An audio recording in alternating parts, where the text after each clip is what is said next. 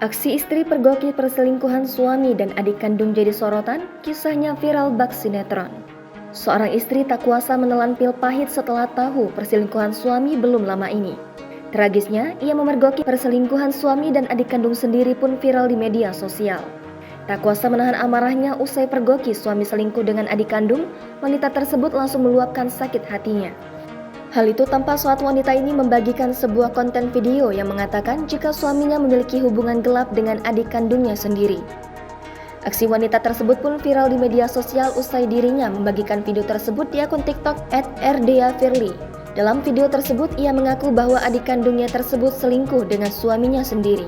Ia juga membeberkan jika dirinya juga sempat memergoki suaminya yang sedang berduaan di kos sang adik. Tak sampai di situ, sang suami dan adik kandungnya tersebut sempat memamerkan kemesraan perselingkuhan mereka di akun media sosial Facebook. Lantaran ulahannya tersebut, Facebook suami dan adik kandung itu diramaikan oleh komentar warganet. Kisah suami selingkuh dengan adik kandung istri ini pun viral di berbagai media sosial seperti TikTok, Instagram, hingga Facebook. Sejumlah warganet yang merasa simpati pun melihat keadaan wanita yang mengaku jadi kakak pelakor tersebut. Saat ini, media sosial Facebook si adik yang disebut pelakor itu pun panen hujatan warganet. Jangan lupa subscribe, share, komen, dan like ya!